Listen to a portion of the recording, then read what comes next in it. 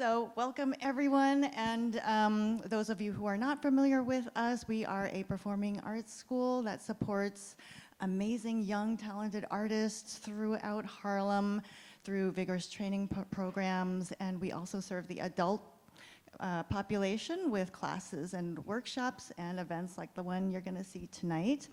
And we do those through our partnerships with organizations like Up Community Bookshop. And so, yeah. So I just want to say thank you, Up, for letting us host this event. And I think I can speak for all of us when I say that I'm really excited about the conversation that's about to happen. And at this point, I'm going to introduce Olivia Ortiz from Up. Hi, everyone. Can you hear me okay? All right. Are y'all familiar with Up by any chance? Yay! Okay. Do y'all know about recirculation too? Yes. All right. So if y'all are a little bit new to Up is a community bookstore and art space in Uptown. We have 2 locations. We have Up on Amsterdam, Recirculation on Riverside. Up and Recirculation are collectively run by majority volunteers, and at these spaces we have both new releases and a large pay what you can selection, as well as a large multilingual selection as well. But yeah, so now I'm going to go ahead and start by introducing our guests for tonight, which I'm super excited for. Can we give them just a really big hand before they get over here?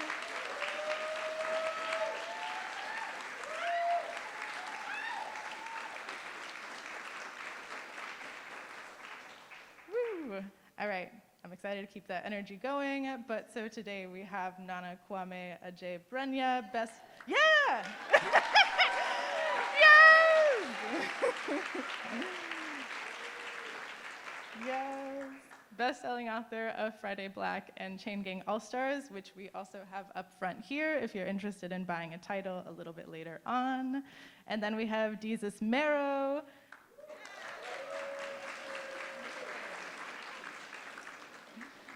Yes, Bronx comedian and late night talk show host, and also the author of God Level Knowledge Darts, which we also have here.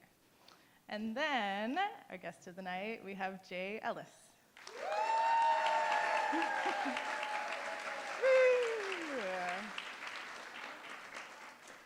Some of you might know Jay Ellis from Insecure on HBO. I know, I just finished it. But yes, and so Jay today is going to tell us a little bit more about did everyone have an imaginary friend or just me? So please give a big warm welcome to our guest for the night.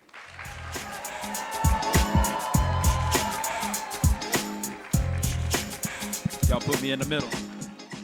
They put me in the middle. Yeah, because you're the sexy one, so. I've been to a lot of book events, and I've never seen a crowd so attractive. That's right. Y'all are not low. I know what y'all are doing. That is a happily married man. No, we want to thank every one of you for coming out here. This is going to be a fun event. We got 3 successful black men up here who've written books. Let's go, let's go, let's go. And written good books. Not like the bad books you might like buy on the street and it's not edited, you know what I'm saying? Trying with this. These are 2 of my actual friends right here, 2 people I've always looked up to. Jay is like my brother. I love this guy so much. He's just taken me to points in my life I couldn't even, come on, this is this guy from Top Gun. Like, and Nana, listen, accomplished author.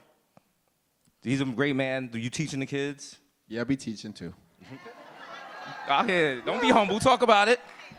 We're in a school, I teach, yeah. Yes, but we are here to talk about Jay's book. And how many of y'all had imaginary friends? It's available for purchase. Please make sure, he got kids, he gotta, support them. But nah, it's gonna be a fun night. We're gonna talk about making the book, your life, your history, and you wanna start, you can start with a passage if you like. Just read to the people. Yeah. This is my first passage, y'all.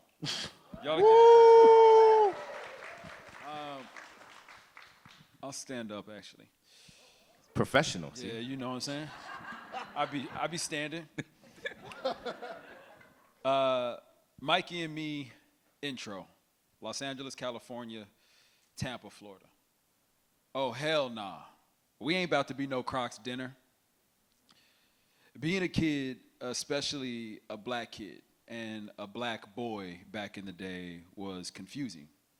It was dangerous, fun, and alluring. There were so many mixed messages of how to be, what was cool, what was right, who to emulate, who to disavow.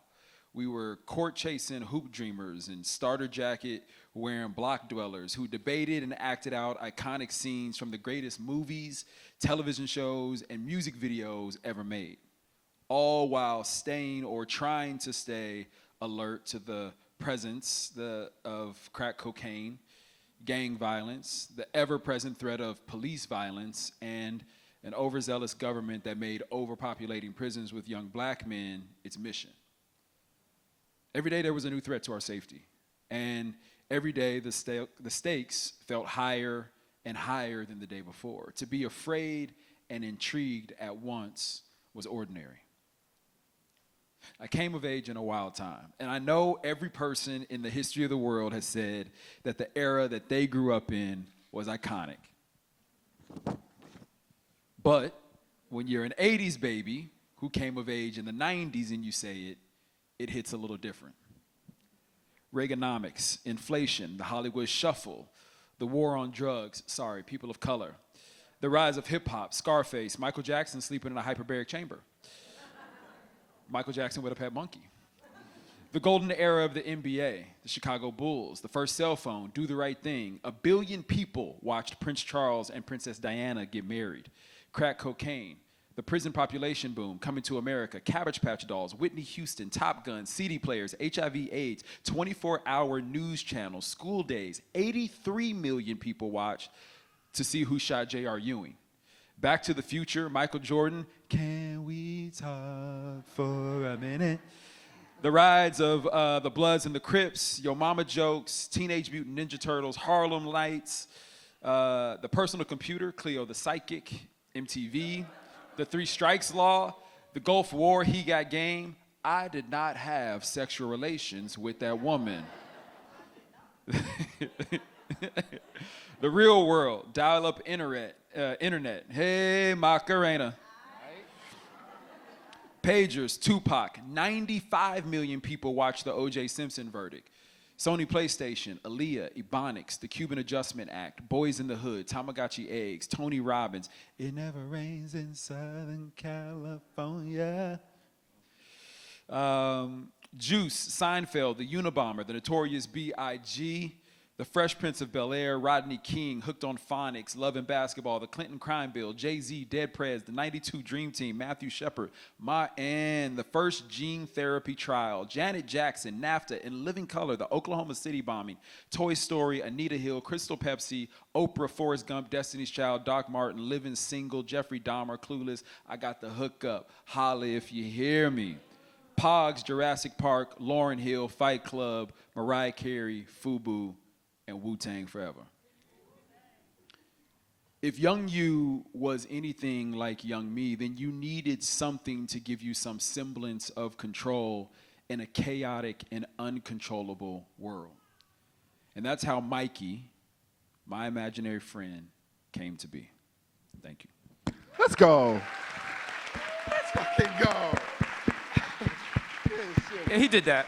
He did that. Good shit, bro. No, but that's such an iconic passage right there, because looking at the book, you see the illustration, even in the title, about it's an imaginary friend, but the book is heavy and light at the same time. And we were talking about that backstage, if you wanted to expound about that, about the idea that you as a black man writing about such a serious topic, but doing it in kind of a lighthearted way, using the character of the imaginary friend. And what you were saying backstage. Yeah. So I just want to say, first off, y'all, like, this book is like a book. Like, you really did that when you wrote this book. So just shout out to you, because, you know, celebrities be writing and you'd be like, okay. You'd be like, ah, sure.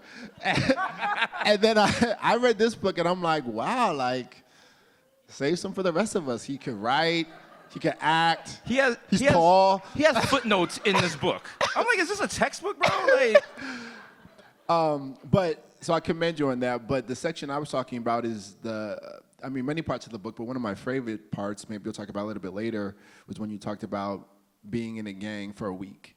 And that story has a lot of, it's funny just because even the title's funny, but it also has some seriousness and harshness too. And so I'm just interested in how you struck that balance. Yeah, man, I gotta be real with you. When I started with this book, I didn't know what it was, to be very honest. I just started writing. And I want to give a shout out to Albert Lee, who's in the room, because I had just been writing and had no idea what it meant to be an author or to write a book or to write a chapter for a book. And I sent him what I thought were like 3 chapters of my book, and he read them, and he called me and he goes, you know, you have no idea what the hell you're doing, do you? And I was like, no, I don't. And he was like, I can tell, but he was like, you actually, there's something here. And he was like, I want to send you a few things to read. I have a few ideas, like take a week to like look everything over, and then, you know, we'll chat again. And so Albert really helped me start to think about how I was, what I wanted this book to be and how I wanted to put it out into the world and how I wanted to shape it. And then he introduced me to Nicole Counts, who is also in this room, who is my editor at One World. And I got to be very honest with you. Nicole is really the reason for a lot of the vulnerability and the heart that's in this book. Like, she really is. I thought I was going to write a comedy book. I thought I was just going to write a bunch of jokes. I thought I was just going to write, like, Celebrities Be Writing. I thought I was going to write one of those.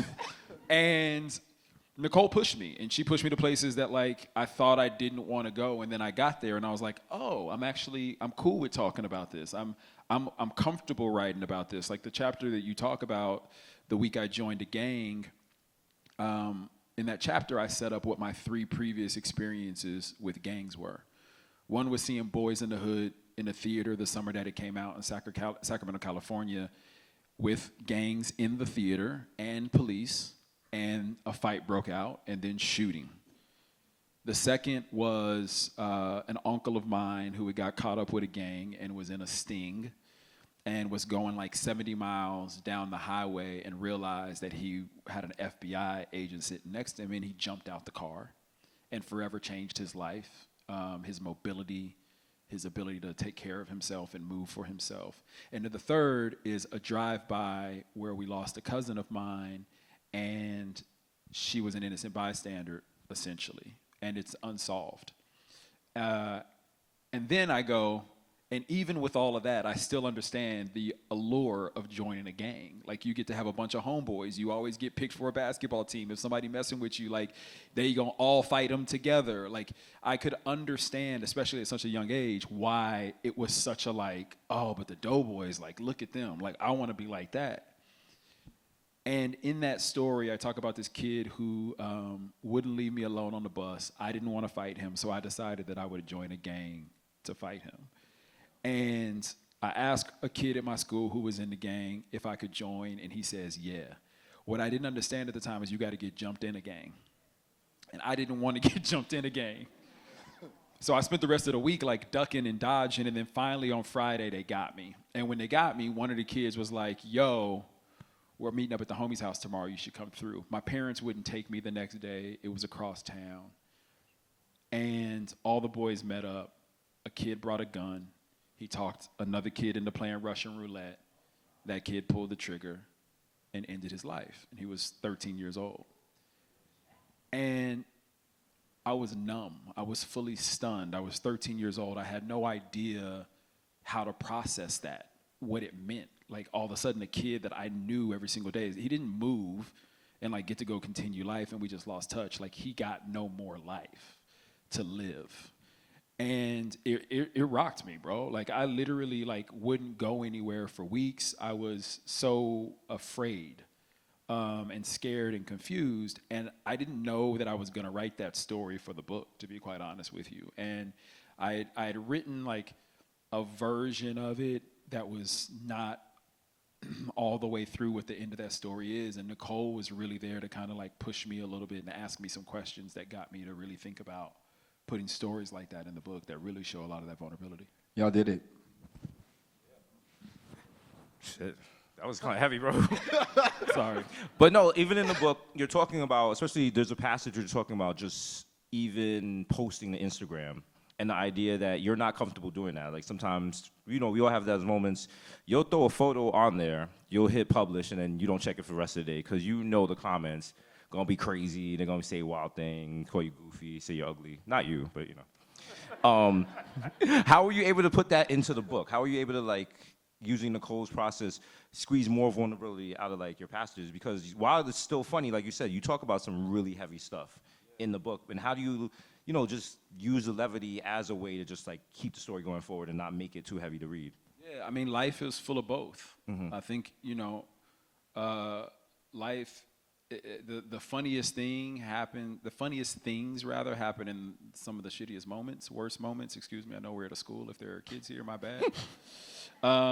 Some of the funniest things happen when you can be in your worst moments, right? And I think that is the part of life, that is life. It's full of things that will make you smile even though you're dealing with a boss you can't stand, or you're at a job you can't stand, or whatever it may be. And so for me, going through this process, I looked at so many moments in my childhood as I wrote this book that, especially looking back, were absolutely ridiculous and funny and silly.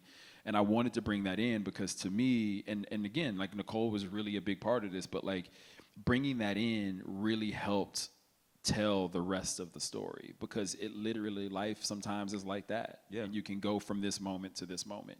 And I think that being honest and true to that while I told these stories was super important. And to your point about posting on IG, I did it in the middle of the pandemic. I actually just walked outside and I posted a story talking about my imaginary friend and didn't know what the response would be. And usually when I post stuff, I kind of just let it go. It's not mine anymore. I know I put it out there, and culture will adopt it however they want to adopt it, and they'll do whatever they want to do with it. And this was the first time where I was like, damn, why did I post that? This was stupid. People about to, TMZ is about to be like, Jay Ellis has lost his mind. And so this was I was kind of man, this was such a bad decision. I could have just minded my own business in the pandemic. Nobody asked for this. But people's response was amazing. People telling me about their imaginary friends, or their kids' imaginary friend, or their brothers and sisters. And then that made me want to do more. And then it made me really ask the central question that the book is kind of set up on, is why do we have imaginary friends? Where do they come from, and why do we have them? And really, I'm an only child, so I really mean, why do I have an imaginary friend? Because I don't care about nobody else. I'm joking. I'm joking. I've grown past it. I kind of have a question off that for both of y'all, because I was a fan of both of y'all before I met y'all, and it's almost this weird thing where it's oh, that's not X character, that's a person. That's not Lawrence, that's Jay. You ran up on me like Lawrence. yeah, I was like, that's just a norm. That's a human being, and these is obviously you're yourself, and whether it's Bodega Boys or whatever. But hosting and being, it's almost you have to project in a different way. What's it sort of moving into, whether it's through writing or even just walking through the world where people know you in this particular way, and you have to almost curate which parts of yourself get to be seen, or what parts of you are just the real self? What's it like to be known for sort of maybe an enhanced or fictionalized version of yourself, and how does writing help you get to be your actual self? That's a good question. I think one of the best quotes I ever heard about fame was from Jerry Seinfeld, which I know he's terrible, but he basically said being famous is every time you meet someone on the street, they know everything about you. You don't know anything about them. And it literally gets to be like that sometimes. Even a couple weeks ago, I was in LAX with that whole outage with the IT stuff, and I have people coming up to me like, how's your sister? And I'm like, yo. Okay, that's weird. But from the podcast and the show, I've talked about my family in a way that these people know about these people. And, you just get so comfortable, you start telling people your business. And you have to realize, some of that, you get to a point, it's just was that really, should you have made that available for public consumption? Can you ever take that back? Now, you have people who don't know you, and they know everything about you. I remember I had a stalker, and they were sending me pictures of my nephew from my sister's private Instagram. And I mean, I'm from the Bronx. That's not going to end well built for you. You know what I mean? We're not going to the cops, buddy. But it's little things like that. You have to realize how you relate to people. And then also, on what you were just saying, talking verbally on like a podcast versus actually writing something down is like a completely different way of expression, because you can just be funny just doing jokes on the mic, but actually writing them down, you don't know how the public's going to take them. You don't know if they're going to like receive them the same way. You don't even know if they're going to get delivered in the cadence that you wrote it in. So you have to learn that kind of thing. It's like, it's a learning experience, but it's fun. And it's an expression, and we're all artists, whether we want to admit it or not, and it's just a matter of making sure your voice gets applied on the page you're making. It's interesting.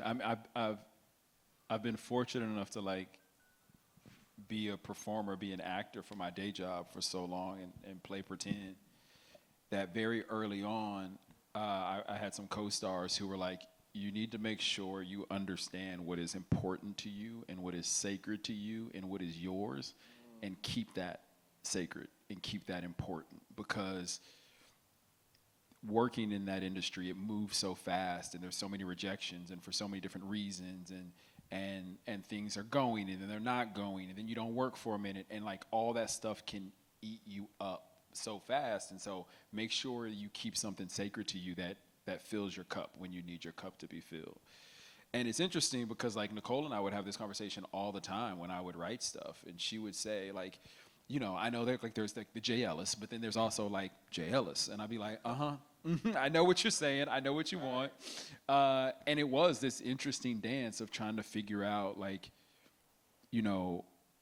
I chose to do this because I wanted to tell these stories. And there is a vulnerability to a lot of these stories, and it's showing me and telling my story in a way that, like, when people walk up to you and say they know you, like, they don't. Like, they know a lot because they've read something or they've heard something, but the reality is, like, this is going to be a completely different way of how people experience me, right? And I think that I really try to be honest and truthful to the stories and to the people who are in these stories. And if I ever felt in any way that it compromised what I found sacred, or even what somebody else found sacred, if I'm telling a story of someone else who's in there, then that is where I kind of like started to draw a line for myself. Yeah, that makes sense. For you, you're on your third book now, right? Yeah, working on it. How different? Word. Give it up, third book, come on. Big my man up, big my man up. How different is this third book versus making your second book or your first book? Because I know what we were saying, that first book is a lot of trepidation. You're just like, I don't know what I'm doing. You send it to the agent, they send it back. You're like, I hate this person. It's like a whole process like that. So does it become easier, or because you know what to expect with the rollout, does it become harder? It's a good question. And to me, the cool thing about writing and the terrible thing about writing is as you get better, I think it gets more difficult. You can't use those same tricks for that story, for this story. You've grown as a person. You're engaging with the world differently. You have more access to just new ideas and maybe even resources. And you also, for my first two books, I didn't feel this as much, but you start trying to compete with yourself a little bit, which I think can be like bad.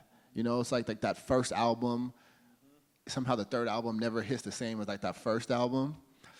I think I won't have that problem because I think for rappers, like they get rich, and that hasn't happened to me, so I'm still good. But I still got the drive. But I feel like this time around, I am trying my best to like not be defined by actually a desire to like prove myself. I'm trying not to think about these awards or whatever. I'm trying not to think about all these things that are kind of the reason why I get to be in a lot of rooms. You know what I'm saying? Like, oh, New York Times bestseller, whatever. It's almost like I'm an author. If not, there's no reason for me. People won't, whatever. That's why people like let me in the room. And I'm trying not to let that be my driving force and let it be only about the stories. So what you said about being sacred, to me, that's true across a lot of different fields of artistry. And so that's really my thing. And also, I'm hoping I can write the book that I want to write without thinking about trying to get any external validation. Except for money. That one. Nothing wrong with the money. That could be that part one To be honest with you. I got a quick question for both of you guys. As young black boys growing up, it's a two-parter. One, what was your experience with books? And then my second question would be, did you ever think you would be an author? Ooh, that's a good question. My experience with books was crazy because my mother, shout out to her, she worked at the New York Public Library. I'm a library brat. I worked at the New York Public Library from like 15 to 24. Like it was not fun, but it's a wild place. But I do remember just getting a chance to read, and my mother always made sure we read. Like, you couldn't just be running the streets, because growing up in the Bronx in the 90s, like, I would not be here right now. So she'd make sure, she'd get us books, and she'd make us read them. And it was interesting enough that I remember my job at the library was literally to stack the bestsellers of the week in the window. And so one day they had to stack mine, and I was like, look at y'all. But no, it was always about reading, and I was went to school for English, but I never thought I would ever write a book. Never in a million years. So even to this day, to like pass a bookstore and see a book I created, just sitting there or having people, like even y'all bringing a copy to me, I was like, y'all kind of did that. That's kind of a flex. And then also, I don't want to toot my own horn, having a New York Times bestseller, people talk to you different. Right? He said it. Y'all getting in different rooms. You get in different rooms. You go to bodega, they put the change in your hand. It's that kind of thing. Right? It's a respect thing, and that's what's important out here. I didn't know that, and I'm also like, I feel like the library raised me too. The first place I ever lived was the big Left Rack City buildings, and mine had a library connected to it. And I felt like that was, y'all know what I'm talking about, and that was so lucky, because it was like our babysitter, where when just stay in the library. And so I felt very comfortable with books. I sort of came of age when Harry Potter like mania was happening. And so I culturally got to see books be like the main thing. And my older sister was a huge reader, so books were kind of just cool in my house. Both my parents were also the kind of parents where if you say you're bored, they'd be like, how can you be bored? You never wrote a book. And I'd never expressed any interest in writing or anything. It's just, that's how they're African. That's how their minds work. And so but weirdly though, even though I was a big reader, I never made the connection that those things I loved and read were made by human beings until I was like almost in college. Like I really didn't have that connection. And even I was writing already. I was already writing myself, but it like that somehow like, again, with African parents, it's like engineer, doctor, lawyer, or maybe a professor, which is what I told my parents I was going to do. But other than that, it was really hard to imagine it. So I didn't actually think of myself as being able to do it, even though I was writing for years before I got my first mentor in college. So it's interesting. And I'm interested in how everyone's different backgrounds. And maybe you'll talk about, like, you're a military kid. Military brat. I'm really interested in how military kids just operate, because y'all have this like access to great discipline, but are also bad as hell at the same time. Yes. Like that's just like a thing with, you know what I'm saying? Yeah. And you talked about that in the book, the ability, every time you moved, you had a chance to recreate yourself. What was that like? Yeah, I mean, when you're born into it, it's the only thing you know. So I didn't know any different. And both my parents were military brats. So they were second generation military brat. Yeah. And they were born into it. So I have two parents with crazy work ethic. Like, I've never seen my dad complain about work before. Like, he just gets up and he just does it every single day. Like, I've never heard him. Like, he's got to be like out, like down and out to be like, I'm not going to work or I'm sick. Like, he's just not him. And then my mom is like, she's a Capricorn. So that like me, before y'all get before the chuckles become comments. But she also has this drive that I got to watch. My parents had me as teenagers. And so I think what was really interesting is we moved around a bunch. And with every new school I went to, I got to be a completely different person when I showed up to that school. I got to have a completely different persona when I showed up to that school. If the football player wasn't working at my last school, then Darius Love Hall Jr., the poet, was about to work at my new school. Spanish guy. The Spanish guy. I went to school.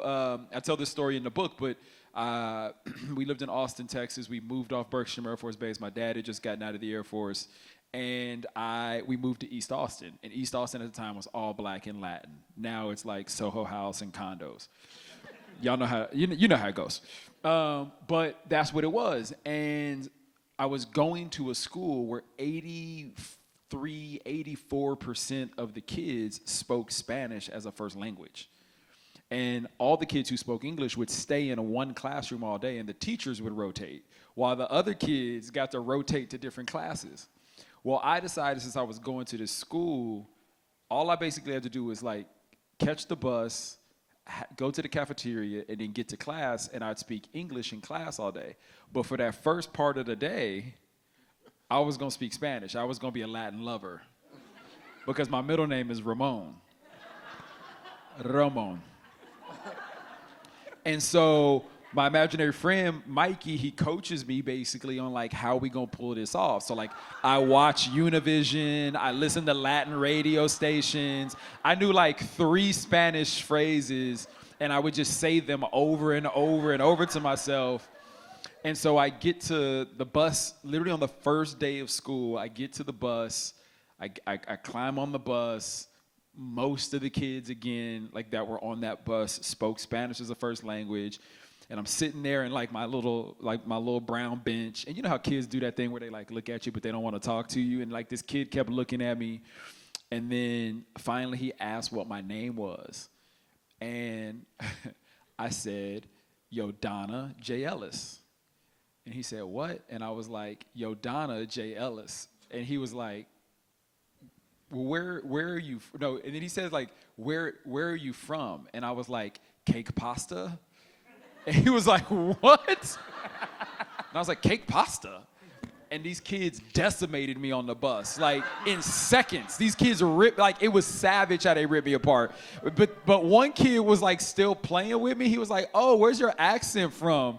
And I was like, I couldn't even see what was happening in front of me as I'm still like spiraling down this horrible character that I created. And luckily, my dad ended up getting a job for American Airlines. So I only stayed at that school for like 6 months, 5 months, and then we moved. But literally for weeks, every single day when I would get on the bus, they would ask where my Spanish brother was at. But that was a part of having this imaginary friend and having this overactive imagination. Like everywhere I went, I got to go through this training and be a new person and a new character, like all over again. And it was a lot of fun. So what would you like people to take away from this book after reading it? Like, what is there like an ultimate goal or ultimate theme, or is it just like you're just expressing stories here? I don't know that I knew that when I went into writing it. And my editor would say, she asked me once, do you know the ending? And I was like, haven't even thought about it. And then she was like, that's okay. She was like, that happens a lot. Like most people don't really know until they get like 85% through, and then it starts to crystallize. And some people it happens when they're like pretty much done, and then all of a sudden they're like, oh, but I want to write this one more thing. And I was one of those people who didn't know until like the last moment and kind of went back and read everything. And what I started to realize that for me is this book was a couple of things. It was my love letter to the 90s. It was a love letter to the village that raised me because I spent so much time with my grandparents and my cousins and my aunties, as we do.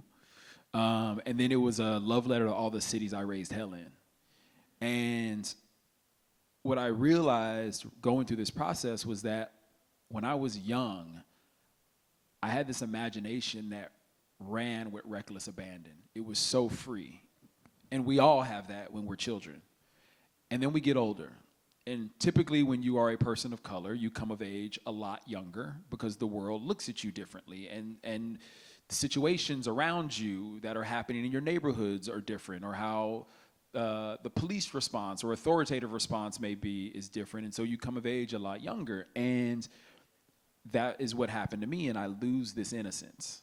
And now all of a sudden I'm dealing with going to a scared straight program in middle school, and where we had to like walk around a prison chained in jumpers that like the inmates wore. It was like 9, 13, 14-year-old boys. And that was a punishment that I got because I toilet papered somebody's house.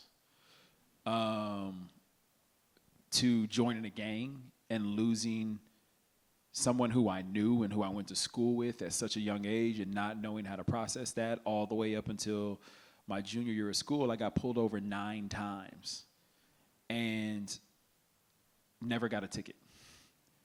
And I was driving a car. My parents had just, their life had completely changed. My mom went to college at 27, graduated at 31. I used to go to school with my mom every night. When she was in night class, I would go sit in her night classes. And then she got out of college and her life changed. She got in a management training program, some things took off. She was able to buy a nice car for herself. By the time I got to high school, I was like, I want to drive that car. And I was driving a very nice car on the wrong side of town. And I was getting pulled over nonstop, and I couldn't process why I was getting pulled over nonstop. And so for me, this book was really about, like, we lose this thing. Life becomes so serious, and it gets so busy, and so many things are thrown at us that we all forget our sense of imagination and our sense of play and our sense of creativity as adults. And we all need it. Like, we live in the world is on fire. The world's on fire. Literally, in my state, actually. But also there's conflict pretty much on every single continent that we have right now, and wildly major conflict, including our political system.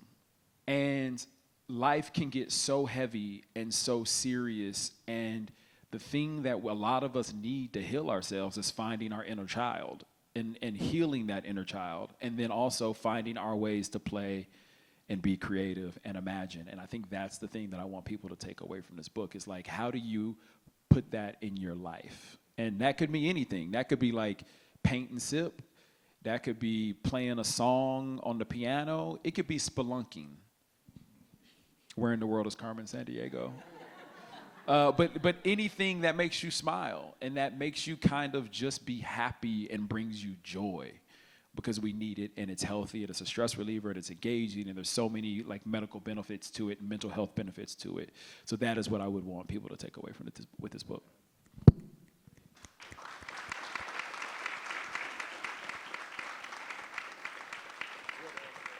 Trying to think if any, you touched everything, bro.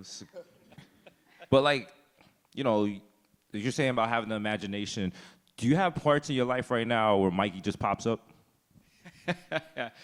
Somebody asked me that the other day. No, I don't see Mikey no more. I think if I did, y'all would be like, man, this dude is method. He's just. Bro, I'm a writer. I wouldn't judge you at all. Well, so I would be like, that's fine. Yeah, you know what it is, though? Look how good his life is. If he's back there talking to an imaginary person, I ain't gonna judge him. I'm trying to get like you, brother. Nah, you know what I think it is? Real talk. I think we all have an inner voice. We all have subconscious. We all have it. And I think at a young age, mine created this imaginary friend to protect me in a lot of ways and to help me make sense of everything, that this uncontrollable world that was around me while I was moving nonstop, while I was doing it alone because I was an only child. And I think that obviously it goes away. Like I'm fully aware and understand that my imaginary friend was a figment of my childhood imagination. But one of the things I say in the book is, like, even with that understanding and reflecting, he's still as much a part of my life as stapling my hand in 3rd grade to get the attention of my homeroom teacher so I could ask her to be my girlfriend. He's still as real as me going on road trips with my grandparents and staring out the window playing I Spy with him, and my grandparents are like, why is he playing I Spy by himself? You know what I mean? Like, he's still as real as all of those things. And fast forward, that has now obviously become my subconscious and how we all talk to ourselves. But I think that inner imagination and that inner child does live inside of all of us. Like, one of the things that drives me crazy is when people say, I'm not creative. You are creative. You just you may not be in contact with your creative side because life is life and it happens. But when you were a kid, you were wildly creative. You were wildly imaginative. And I think, like, whatever that is, it's still inside of us. And some of us get to live that out in our chosen professions, right? We get to express it in different ways. And so I think that's where Mikey is right now. Love that. Oh, okay. She said she's going to signal us when we're going to open the floor for questions from the audience. no stock advice or betting, stuff like that. Just stuff about books. I don't know. Betting is kind of hot right now. Listen, if you want to open this up to the DraftKings, I mean, we could do that right now, but if This anyone talk has, is sponsored by, just kidding. I think we have the mic right there. You can go ahead. Brave icebreaker. Hi, my name is Akila. Hi, Akila. Thanks for being here. I always like to say that I'm a reader first. I enjoy art of all types of mediums, so it's very nice to see the medium of television merge with my love of reading. But I did hear that you mentioned you had to read some things before writing the memoir. Somebody who helped you out earlier, I forget his name, said you got to read some stuff first. What were those things, and were any of them one of your favorites? Were any of them memoirs also? It's interesting. I'm a reader. When I was a kid, I talk about this in the book, but when I was a kid, I did not start out as a reader. Actually, my relationship with books was quite the opposite. I'm similar to you guys. I was told to read. But I hated books growing up. And the reason was because my mom used to give me books every summer and make me do book reports. And so all my friends would be outside playing and kicking it, and they in the sprinklers, and they on the slip and slide, and they get to do all the things. And I got to write 4 pages for a book report because I have to turn this 20-page book report in by the end of the summer. But what I started to realize is I fell in love with that. And I started to fall in love with those stories and where they took me. And it just became so much a part of my life that I ultimately became a reader. So by the time I had made this decision that I was gonna write a book, I had been reading nonstop. And I did read a bunch of memoirs.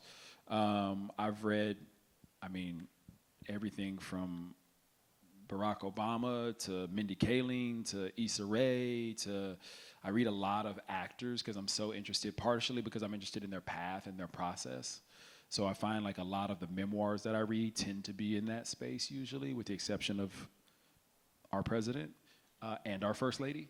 But that tends to be how I read a lot. But I think the thing that they were talking about that I read is I actually did quite a bit of research on the phenomena of imaginary friends, and I include some of that inside the book. And so I read a bunch of different journals, a couple different stories, and even a book or two actually about imaginary friends and why we have them and what they are and what science tells us about a child who has an imaginary friend. Is it because they're lonely? Is it because they have ADHD? Is it because they're talking to a spirit? Whatever it is, I really wanted to understand A, how prevalent it is in society, but then B, what do the people who spend their time with children have to say about it, and how do they see them play out in their lives? And so that was a big part of the opening of the book.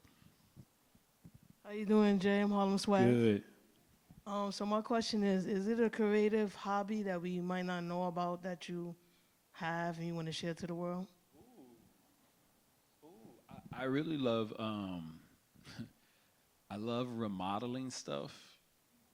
I've laid floors before, I've laid drywall, I've hung drywall before, electrical, although I've zapped myself the last 2 times I put in lights and had to call somebody to come fix it.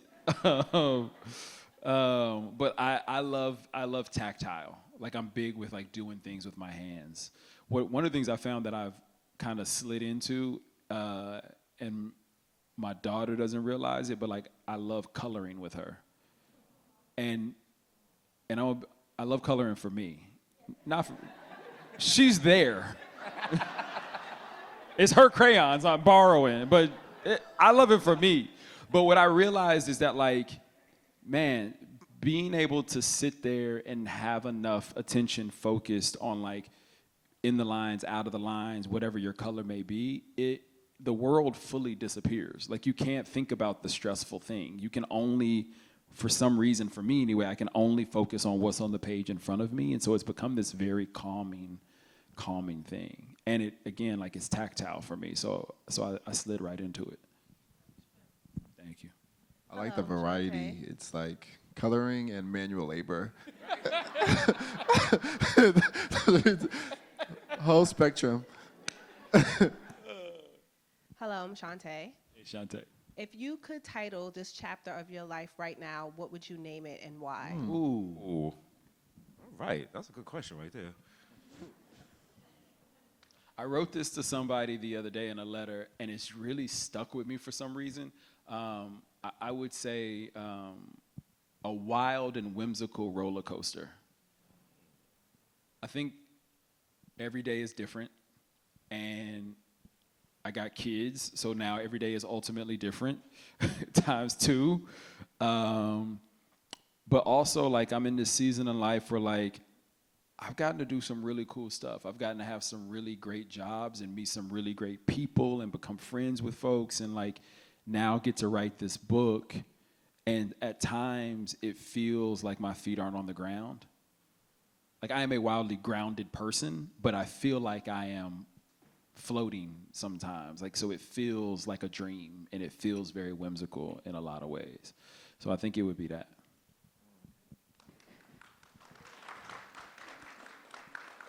I'm going to take one from the virtual world. How did your work on this book change you? What are the different ways?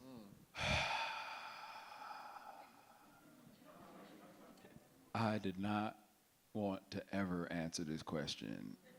Man, I have to give a shout out to 4 people. One you've already heard about, but my editor, Nicole, Donovan Ramsey, Safia Ahilo, I always mess up her last name, I'm sorry, Saf, and Fatima.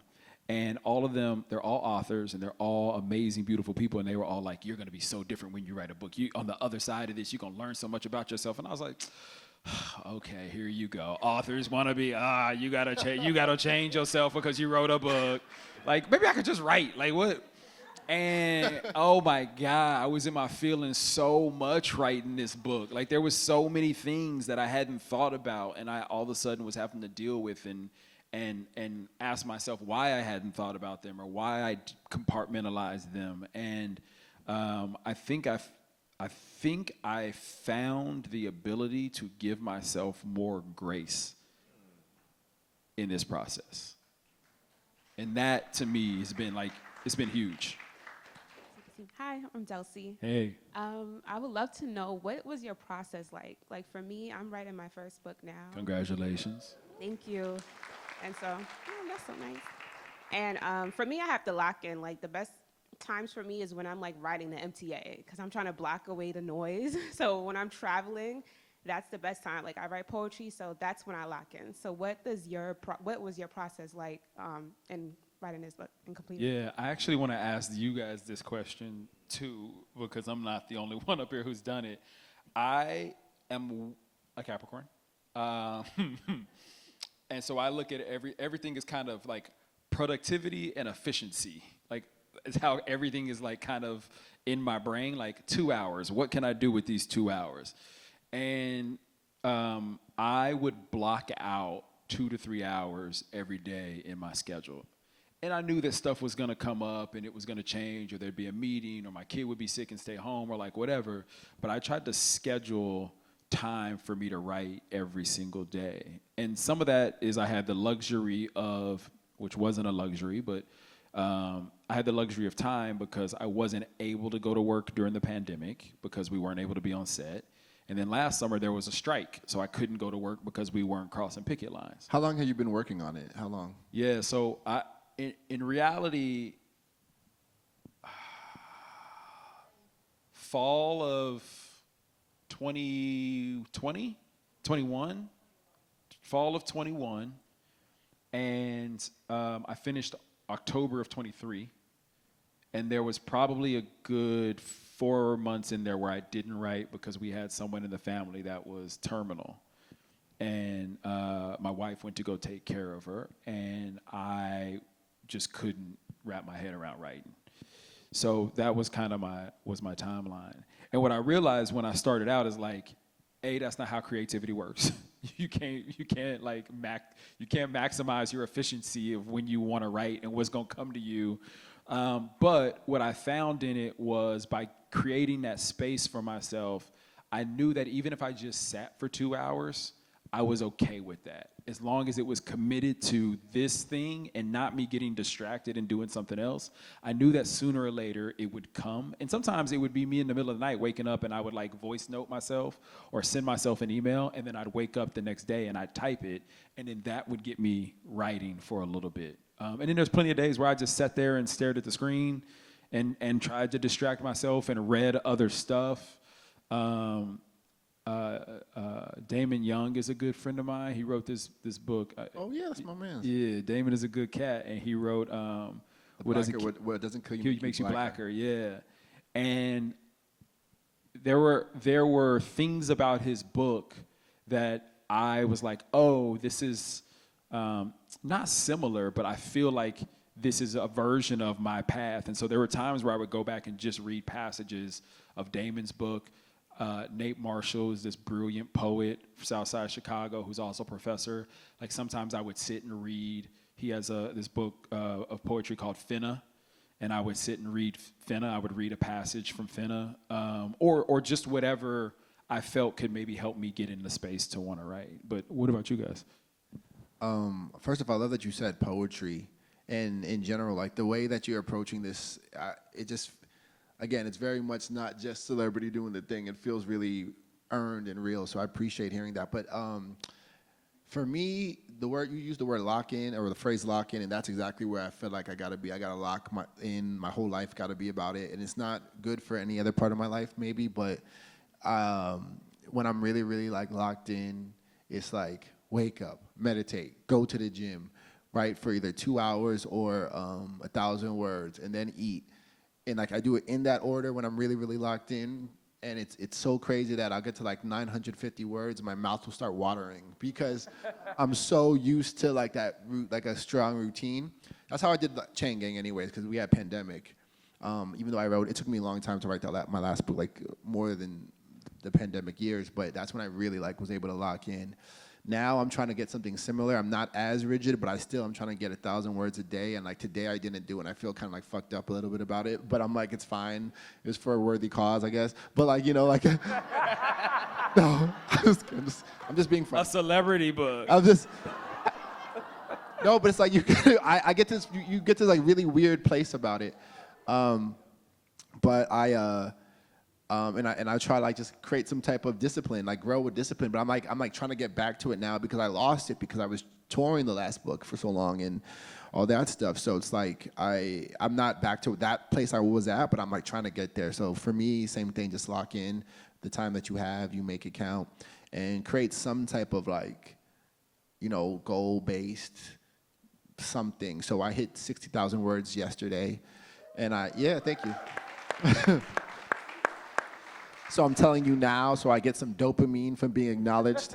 And you know, those little things are important. So, because if it's a bit, you know, it's a long time with books. It's a very long time between the start of the project before any type of acknowledgement or anything. And you have to be really comfortable with your own personal, like, I did that today.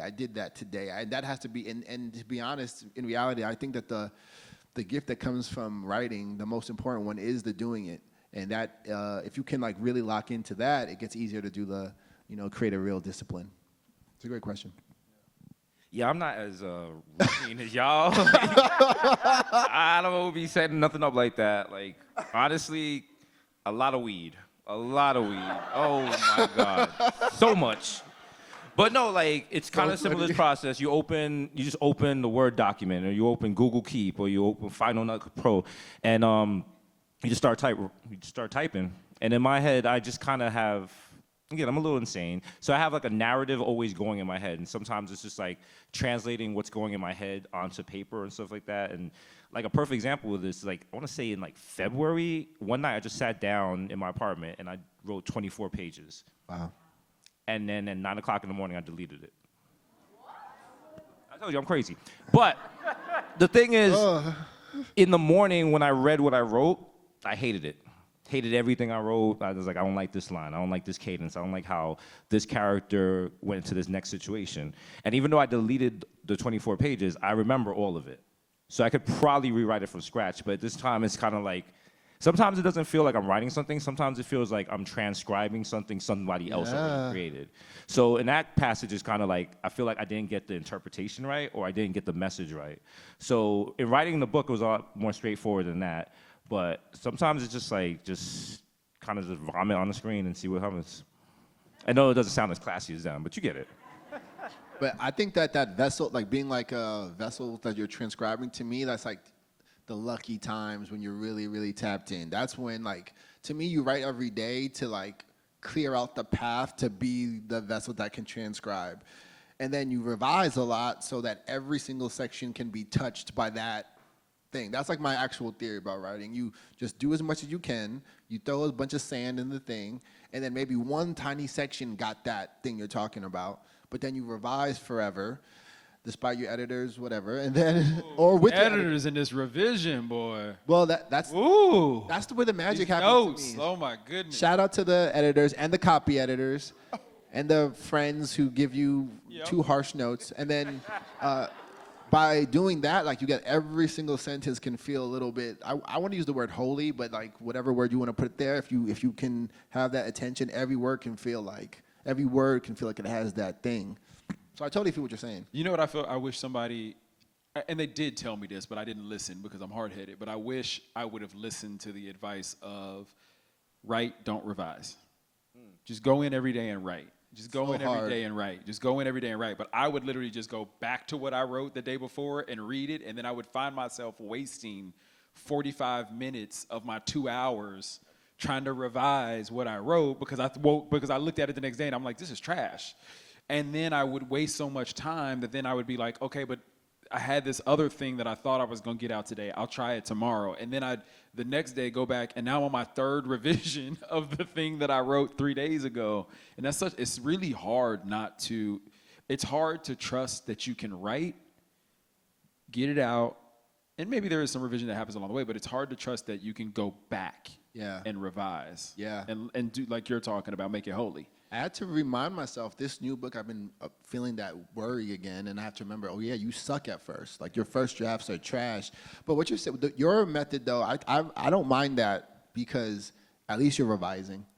Some people don't think revising is important. To me, it's the biggest part of the process. So even if you're 45 minutes, also, I don't know what your process to like get into writing is, but you're kind of, for me, I do that sometimes on purpose just to like tune my brain back into the story. So sometimes that rereading like gets your brain, because there's life and then there's writing, and like either way, I think you should have some type of a process to get into the writing mode. But sometimes reading it is like a little bit of like almost meditation back into it. So I think it's not that bad. I do it sometimes on purpose. Anybody else? Yeah. Anybody else? Anybody else? Anybody else? I'll read one more from Zoom. I think we had you first. Right here. Raise your hand. Okay. Maybe two more? Total. Copy. All right. Thank you. Hi, gents. Wonderful conversation. I'm Paul. I'm from South Africa. So on behalf of the continent, as the proxy representative tonight, I want to know, J.A., are you planning to promote this book in South Africa, or Africa rather, maybe as the continental representative? And two, you write so beautifully in your introduction section, like almost like a love letter of the 90s. And as someone who grew up in the 90s, I really related to all the cultural moments you really extracted that are part of that zeitgeist. You touch on Tupac, you touch on the O.J. Simpson, the NBA. That was really like glorious times. You also speak a little bit about like some of the international stuff that influenced your time. King Charles now and Princess Diana. Were you at all influenced by anything that was going on in Africa around the 90s? I'm talking Nelson Mandela's release, Rwanda genocide. Was that at all anywhere in your zeitgeist around that time, or your social consciousness? Yeah, I think I say Nelson Mandela in that run. If I didn't, then it's somewhere else in the book where I talk about Nelson Mandela. And then also too, I think there's a couple things that pop in my head. There was this concert that happened in Detroit, and if you've never seen the pictures of it, you should check it out. It's absolutely amazing. But there's this picture of Mandela wearing a Detroit Pistons hat and a Detroit Pistons jacket. And the Pistons, along with Motown and Berry Gordy, did a tribute concert for Nelson Mandela after he was freed. And they did it at Tiger Stadium in Detroit in front of 44,000 people. And it was a Motown hit list. Like everybody you could think of, from Diana Ross to Shaka Khan to Ray Charles, like everybody you could think of was there. And that picture of Nelson Mandela is something that's been seared in my brain forever. And if you Google, literally if you look at Nelson Mandela, Detroit Pistons, like the picture will pop up. And I think part of it burned in my head is because I understood that he had been freed, but I couldn't understand why he was wearing Detroit Pistons gear. Because I was a little boy, and so I couldn't tie the two things together.